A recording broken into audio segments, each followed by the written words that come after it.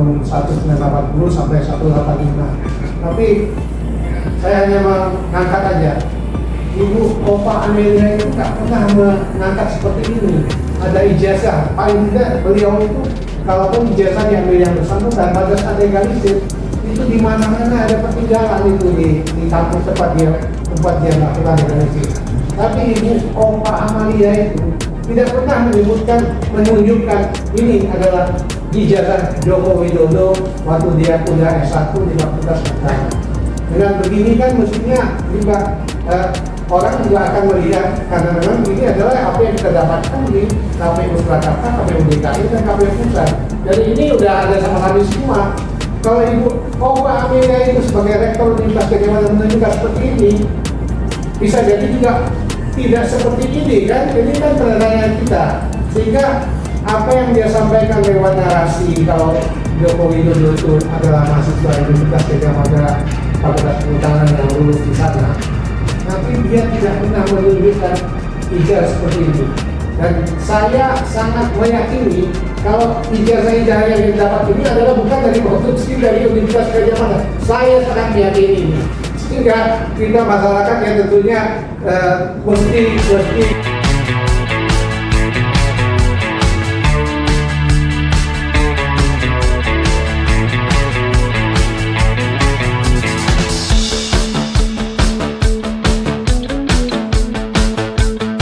terima kasih rekan-rekan semua.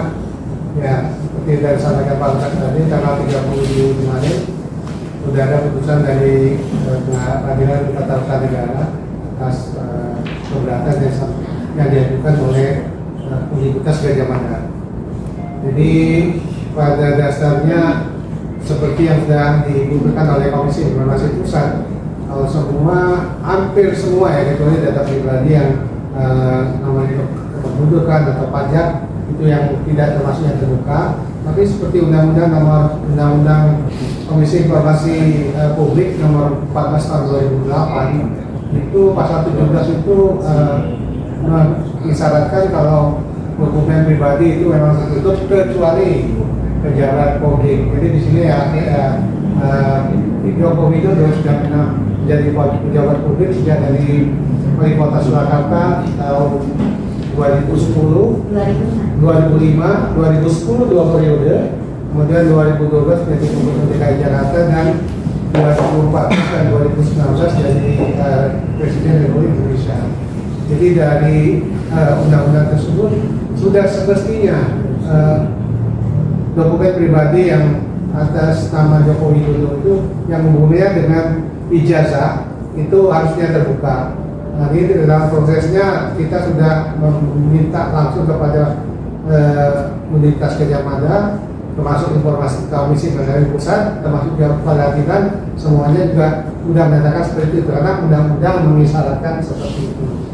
Tapi dari Bojobi lewat prinsipal Bu Leoni itu memang untuk Universitas Gadjah Mada ini dokumennya sangat komprehensif ya.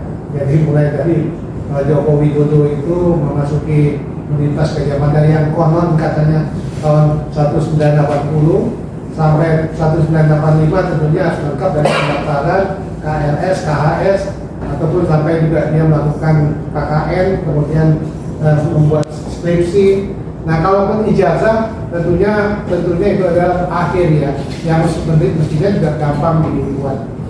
Tapi kalau saat kita melihat dari media, kalau Ibu Rektor Universitas Gadjah Mada itu sampai 2-3 kali menyebutkan kalau Joko Widodo itu adalah alumni Universitas Gadjah Mada angkatan tahun 1980 sampai 185. Tapi saya hanya mengangkat aja, Ibu Opa Amelia itu nggak pernah mengangkat seperti ini.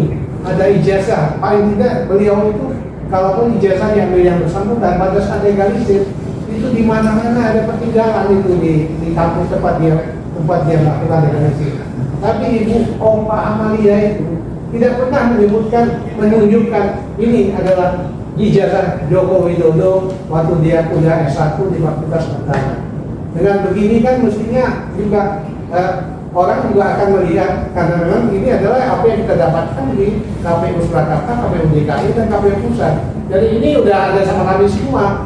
kalau Pak Amelia itu sebagai rektor Universitas Gadjah Mada menunjukkan seperti ini, bisa jadi juga tidak seperti ini kan? Jadi kan pertanyaan kita, sehingga apa yang dia sampaikan lewat narasi kalau Joko Widodo itu adalah mahasiswa Universitas Gadjah Mada Fakultas Kehutanan yang lulus di sana, tapi dia tidak pernah menunjukkan ijazah seperti ini.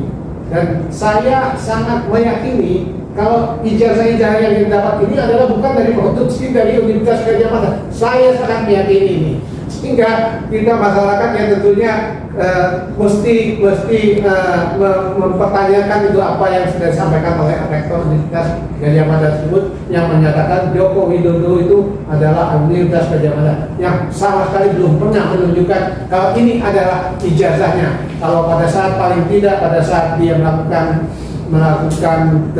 proses untuk legalisir ada pertinggalannya. Ini kan nggak pernah.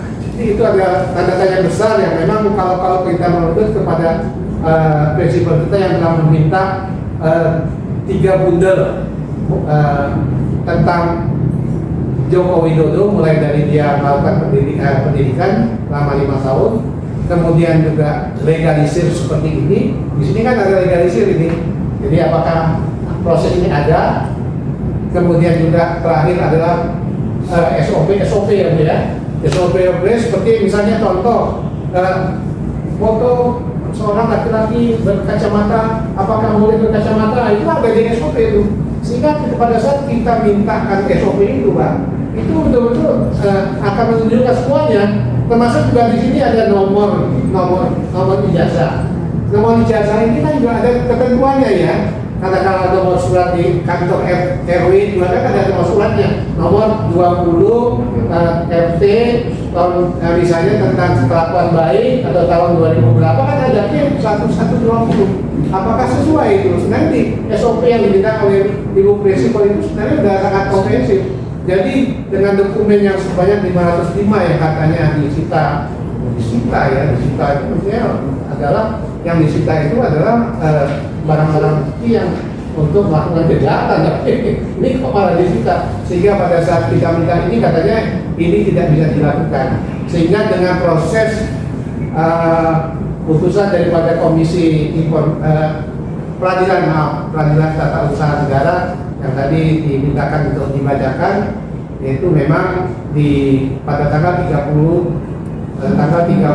Juli kemarin Peradilan Tata Usaha Negara dalam putusannya satu menolak keberatan dari pemohon keberatan untuk seluruhnya. Di sini pemohon keberatan adalah Universitas Gadjah Mada dan termohon adalah Bon Jovi. Yang kedua, menguatkan putusan Komisi Informasi Pusat Republik Indonesia nomor 055 garis miring 10 garis miring KIP minus PSI minus A garis miring 2025 tanggal 10 Maret 2026. Yang ketiga, menghukum pemohon untuk membayar biaya perkara sejumlah Rp648.500 dalam untuk biaya untuk proses peradilan tersebut. Saya pikir kalaupun tadi disampaikan Pak Lukas kalau nanti akan dinaikkan lalu menjadi kasasi, saya pikir ini hanya buang-buang biaya aja, ini buat bebas dari waktu, buang-buang waktu aja, dan sangat menunjukkan kalau Universitas Gadjah Mada ini tidak punya kredibilitas ya dalam menangani masalah dokumen mahasiswanya yang di sini ya tentunya sebagai mantan kepala pejabat negara yang dokumen pribadi, dokumen di pendidikannya tentunya mestinya terbuka. Saya pikir itu yang dapat saya sampaikan.